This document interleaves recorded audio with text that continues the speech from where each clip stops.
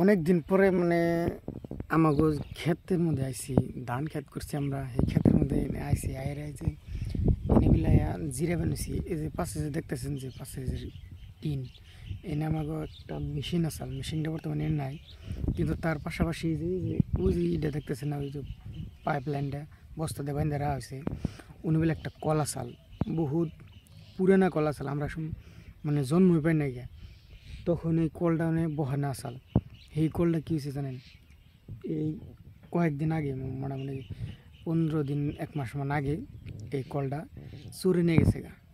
এই চকের মধ্যে এনে কোনো বাড়িঘর নেই, আশেপাশে আছে অনেক, মানে একটু দূরে আছে বাড়ি। তো এই এত পুরানা কলটা মানে চুরি করে, মানে চুরি নিয়ে গেছে গা।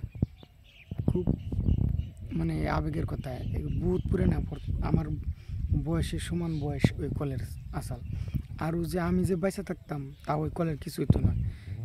চুরে এই কামটা খুব অন্যায় করে হালছে।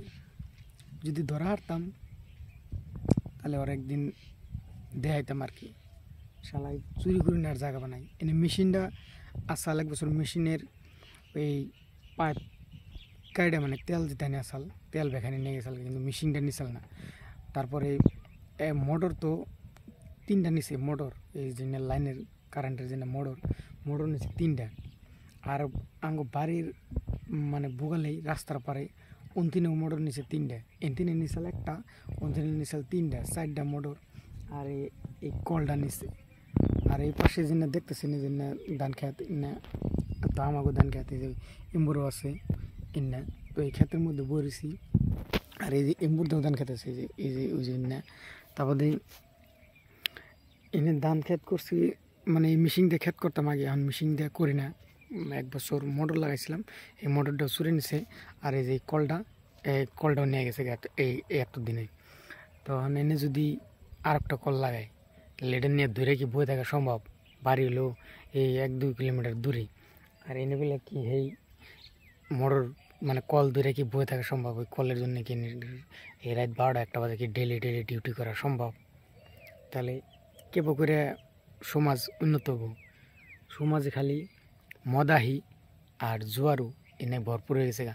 তাহলে ইন্না তো চুরি করবার নিগা, হেনে তো লন্ডন থেকে, ঢাকা থেকে, আমেরিকা থেকে তোর মানুষ হয় না।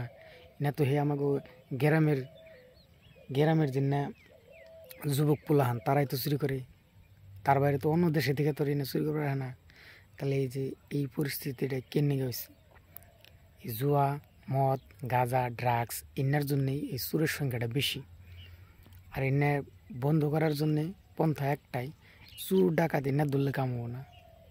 ধরুন নেবো যেন তিনে গাঁজা সাপ্লাই হয়, যেন তিনে মদ তৈরি হয়, না বন্ধ করে দেবো, তবে সে এই চোরের সংখ্যা কমবো। তাছাড়া জীবনেও চোরের সংখ্যা কমবো না। যতদিন ড্রাগস পাওয়া যাবো, যতদিন গাঁজা পাওয়া যাবো, যতদিন মদ পাওয়া যাবো, ততদিন এই চোরের সংখ্যা কমবো না। কারণ মদাহি ইন্না হইল দুইটার মদাহিরা এই যে না চুরি করে। যে ব্র্যান্ডেড মদাহি হিন্নারা কোনোদিন চুরি করে না। আর তা কথা মানে ইন্না প্রচুর আছে, আর তারা কোনোদিন মাতলাম কেউ করবো না, খাইয়া দেয়। আর যে এই যে 2 টাকার মাল খায়া খায়া ঘুরে, ওই তারা এই চুরি করে, এই হামলা করে, রাস্তায় পড়ে থাকে, রাস্তায় কাজিয়া করে, তারাই করে, তাছাড়া অন্য কেউ করে না। তো কথা আমার এটা আসাল না, কথা হইলো আমার আবেগ হয়েছে। এই কলটা চুরি করছে এইটা। আর এই ধান খেত করছি 4 মধ্যে, মানে জঙ্গলে ভরপুর হয়ে গেছে গা। একজন মানুষ লাগবো এই জঙ্গলগুলো সাফ করার জন্যে। এটার তো হইতে আমি আইছিলাম ক্ষেতটা দেখবার নিয়ে, যে কীরকম পরিষ্কার করুন রাখবো না তা করুন রাখবো। 2-3 দিন পর আহম, তখন আপনি খবর দেয়ামো ভালো করে কোনটা আমার ক্ষেত। আজকের মতো এই তৈরি।